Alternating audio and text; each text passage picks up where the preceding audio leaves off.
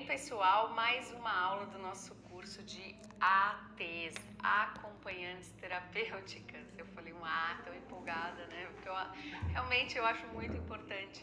Quanto mais capacitarmos pessoas, quanto mais pessoas tivermos para atender crianças com autismo, melhor. Porque a gente tem muita criança e pouca mão de obra qualificada, boa de verdade para atender as crianças, sabe? Então eu fico muito empolgada mesmo de poder capacitar pessoas para fazer isso do jeito que é importante na nossa clínica, do jeito que a gente faz, do jeito que eu faria se eu estivesse na casa das crianças. Por isso que é super importante cada aula dessas, gente, cada aula, vocês têm que pegar cada detalhe do que eu falo e ir atrás de mais informações, ir atrás de discutir com mais pessoas, exemplos, discutir com a sua coordenadora, discutir comigo nas redes sociais, vamos falar mais sobre esse assunto, vamos pensar juntos sobre o que mais que a gente pode fazer. Se você é do nosso time, me contactar, mandar mensagem, falar lá na clínica, mas vamos pensar mais a respeito disso tudo, porque eu passo a base para vocês. Só que a gente tem que falar mais sobre cada um dos assuntos para vocês ganharem repertório, ampliarem teu repertório. Não é com um curso único que a gente sabe tudo na vida, né? Esse é um curso básico, fundamental, que é a base de tudo, mas tem que estudar muito mais. Tem pra gente ir além, tá? Muito bem. Estávamos falando sobre comportamentos inadequados, sobre formas de prevenir. Eu vou mudar a cor da caneta.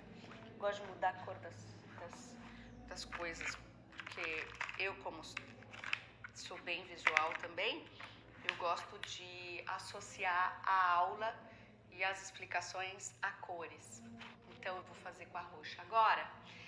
De novo, a nossa tabelinha de análise funcional do comportamento. Como vocês podem perceber, esse treco é bem importante. Então você tem que ler mais e saber mais tudo sobre antecedentes, comportamento ou respostas e consequências. Tem que saber muito sobre isso. Isso é a base do nosso trabalho. O tempo inteiro a gente fica analisando a criança. O que gerou? Qual foi a resposta? O que aconteceu imediatamente depois desse comportamento? O tempo inteiro. Tanto para comportamentos bons quanto ruins. A gente tem que estar com isso automatizado na nossa cabeça, tá? Então, muito bem. Vamos de novo pensar nessa tríade. Nós falamos sobre os antecedentes, sobre formas de prevenção. Você fez, colocou um monte de coisas novas na vida da criança, está instalando, mas teve um dia que isso daqui não funcionou, deu ruim, tivemos um dos comportamentos ruins e agora a gente tem que analisar a consequência e manipular a consequência para ela dar jeito neste comportamento. Então eu vou falar dos principais comportamentos para vocês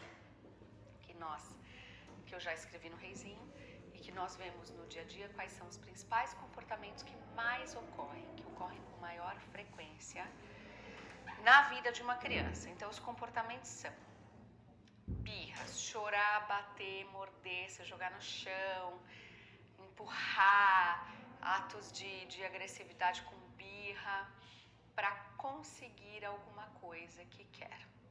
A gente não está falando de choros originados por dor ou por doença. A gente está falando de choros originados com a função. Essa palavra também é muito importante. Qual é a função do comportamento? A função é por que eu faço esse comportamento? Qual a função? Por que eu faço ele? O que eu estou esperando como consequência? Isso é um comportamento funcional. Que vem a ser conquistado com este ato. Então eu tenho que entender a função desse comportamento. E a função aqui para ser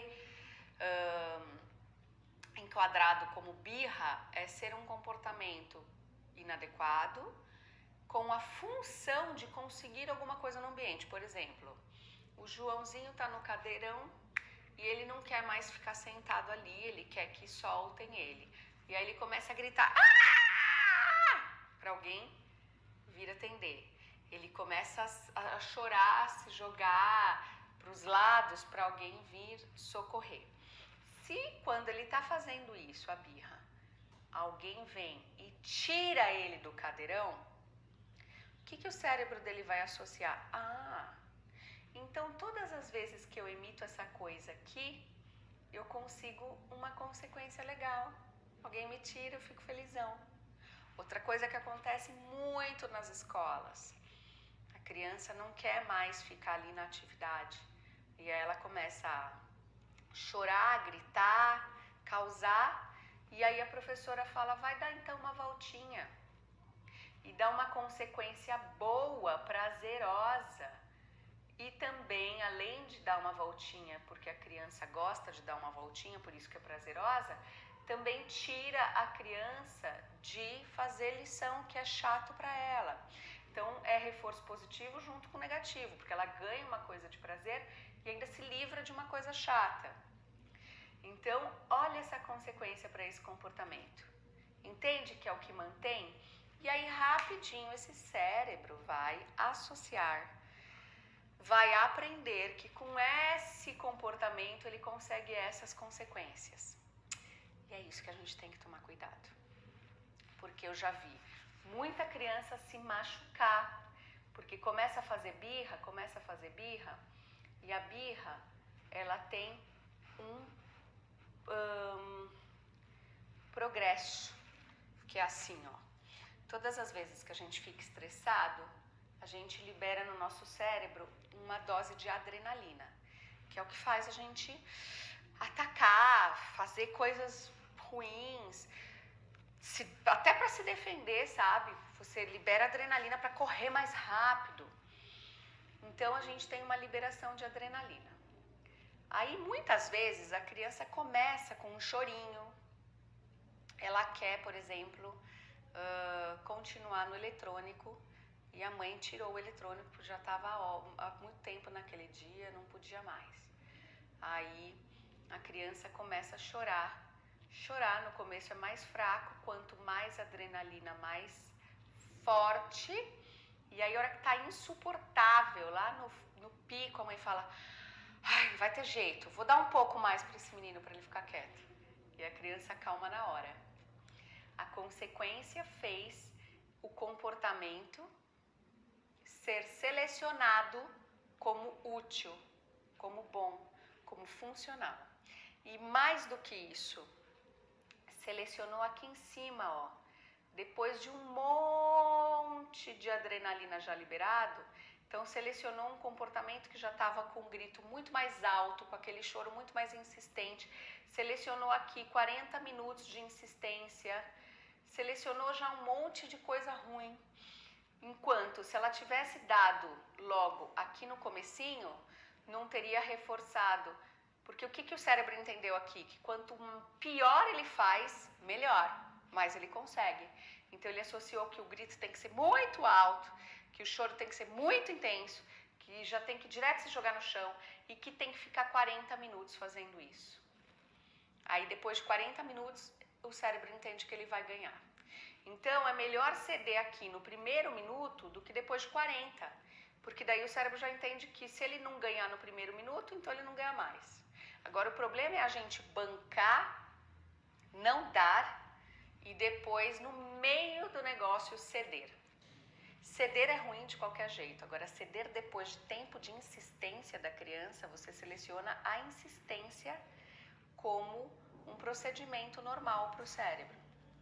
Então a gente tem que pensar muito nisso daqui, tá? Isso daqui é muito sério, porque os comportamentos vão piorando nesse tempo, a insistência vai aumentando, os comportamentos vão ficando mais graves, ok? Muito bem. Então, a gente precisa deixar claro para a gente mesmo e para a família quais são as consequências, o que ele ganhou com isso, tá?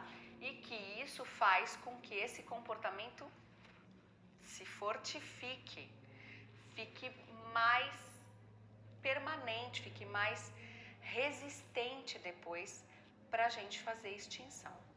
Então, o que é o procedimento? Nós vamos usar 2 procedimentos principais para resolver comportamentos inadequados. Nós vamos usar extinção, que é a consequência que antes eu dava, eu não vou dar mais. Então, depende do que ele quer. Se ele quer atenção, eu não vou dar mais atenção. Se ele quer o material de volta, o eletrônico de volta, eu não vou dar. Eu vou bancar e vou entender, vou dizer para ele, eu sei que às vezes a gente fica chateado, eu sei que você queria muito jogar mais um pouquinho, mas agora acabou. Então eu vou acolher essa criança, mas não vou dar o que ela quer. E vou tentar não dar muita atenção também nessa hora, porque se a gente fica dando bronca, se a gente fica tentando redirecionar, olha o passarinho, que legal, mas olha esse brinquedo, que legal.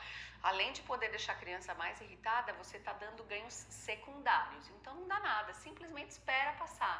E se demorar 40 minutos? Espera 40 minutos. Mas é o tempo da minha sessão inteira. Sim, mas é o procedimento mais importante de todos, porque é o procedimento que vai ensinar essa criança a viver em sociedade. Então nada é mais importante do que você não dar feedback, não dar retorno para esse comportamento. Então extinção é a gente eliminar a consequência que está mantendo o comportamento. É isso daqui que faz, entendi, agora estou entendendo, agora é só eu fazer isso que eu consigo as coisas. Então é tirar essa associação, tá? Para a gente entender qual é a associação, tem que fazer análise funcional, tem que preencher a tabela. Preenchendo a tabela, a gente vai entender bem. E a consequência tem que ser o que é, que acontece imediatamente depois do comportamento, da resposta, tá?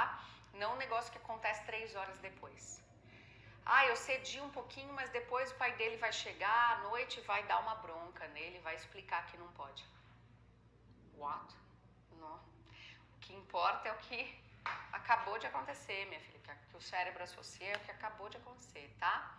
Então, o procedimento de extinção é esse. A gente banca a frustração da criança até ela se reorganizar. E o organismo sempre se reorganiza. Com respiração, organiza os batimentos cardíacos, para de liberar adrenalina, não é para sempre isso. Mas tem que ter paciência de esperar isso acabar. Ok? Muito bem.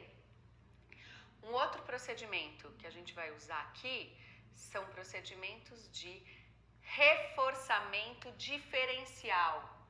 Então, além de não dar mais isso, nós vamos procurar uma alternativa, um comportamento alternativo da criança para a gente reforçar. Out.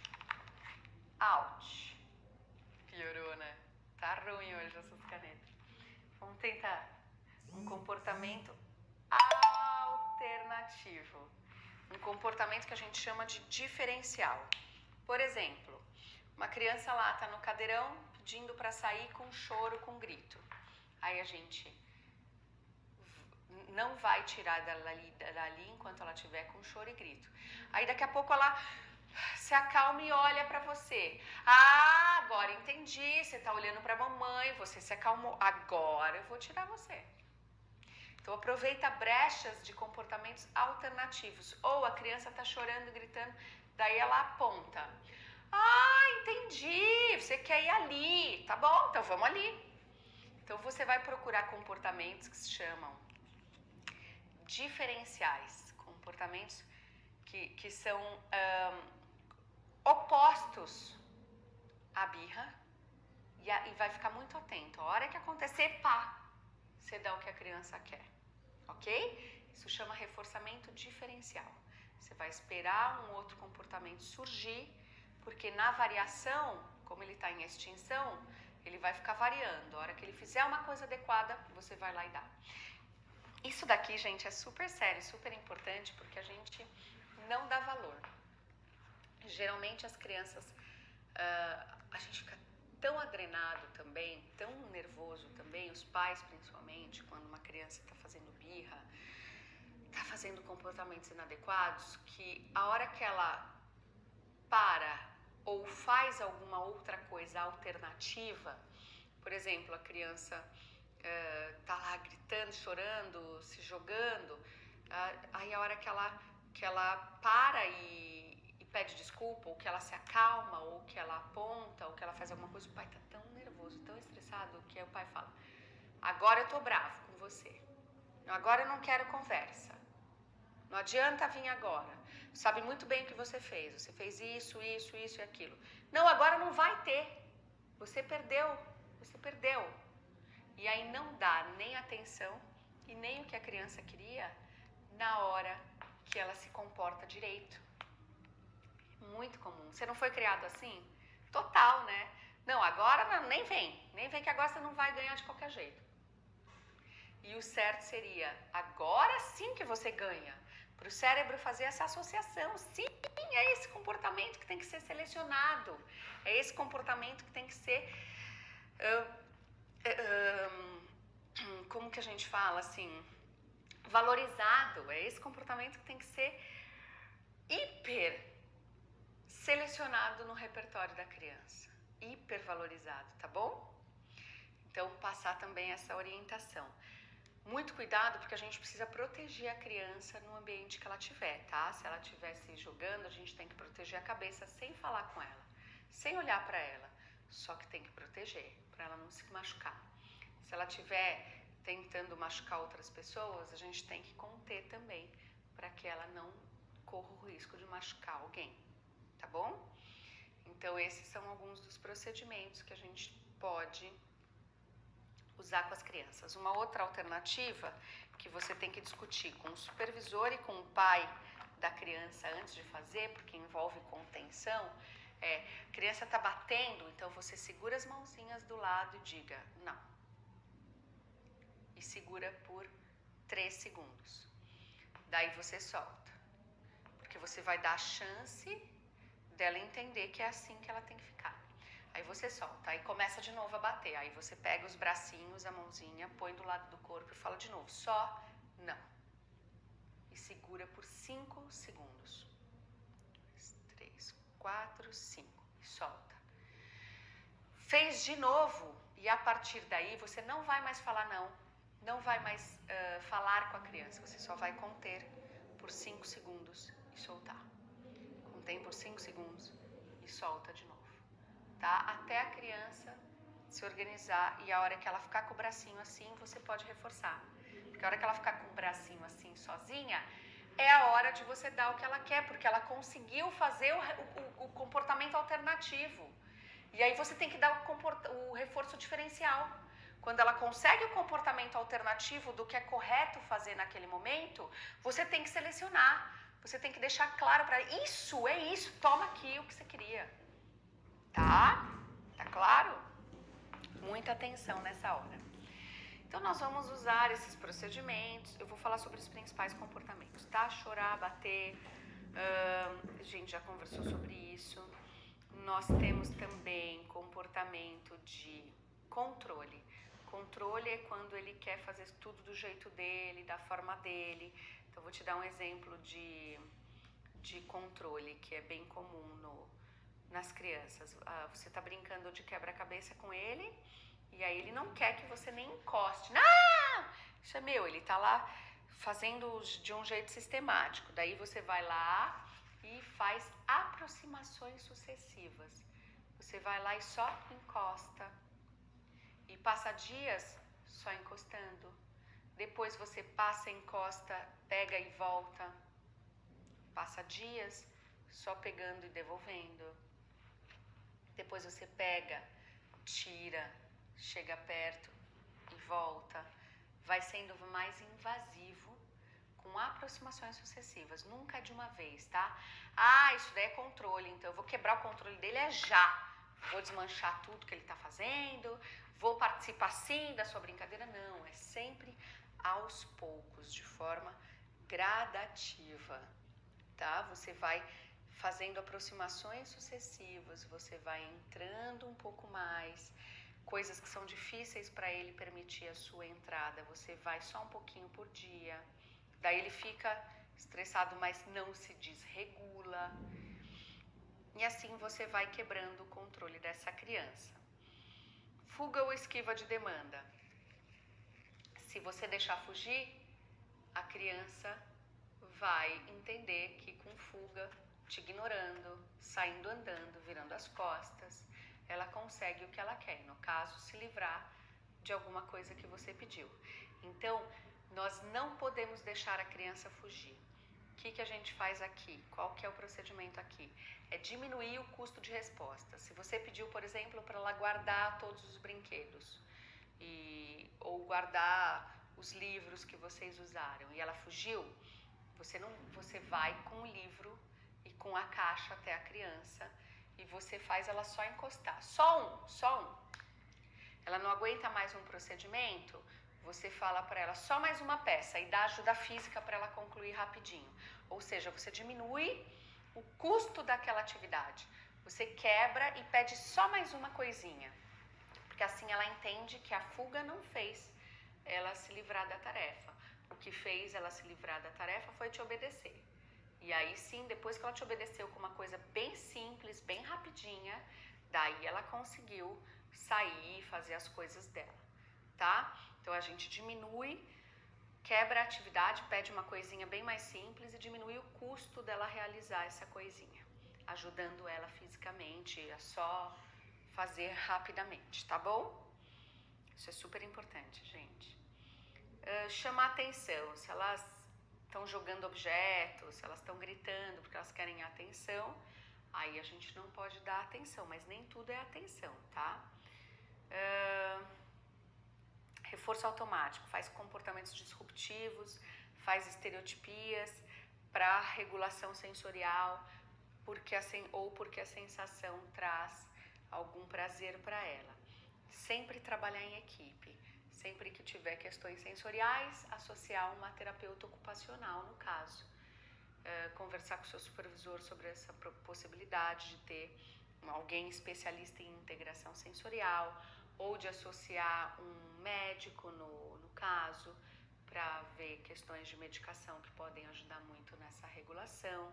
Mas sempre conversar com o seu supervisor antes de falar com a família, tá?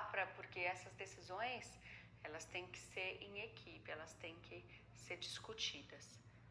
E claro, discutidas com a família, inclusive.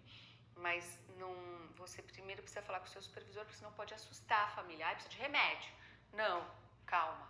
Tem outras alternativas comportamentais que a gente pode usar, talvez. Por exemplo, pensar em procedimentos ou atividades que tragam a mesma sensação sensorial para a criança. E a gente pode falar com a TO e tentar juntas pensar num comportamento aí alternativo. Então a criança precisa ficar mexendo muito os braços, então a gente pode colocar mais canções, mais músicas que envolvam bater palma e lavar a mão e enxágua a mão, enfim, mas com função, tá? Então as estereotipias, elas têm que ser conversadas com o supervisor e elas vão ser redirecionadas.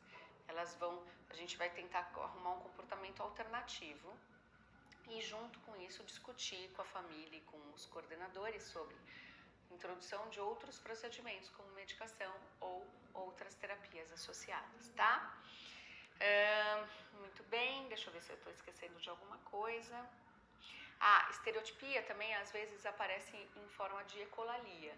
Como que a gente trabalha isso? Sempre também redirecionando para o que está acontecendo no ambiente. Nós não estamos falando disso agora, estamos falando aqui, computador, de mexer.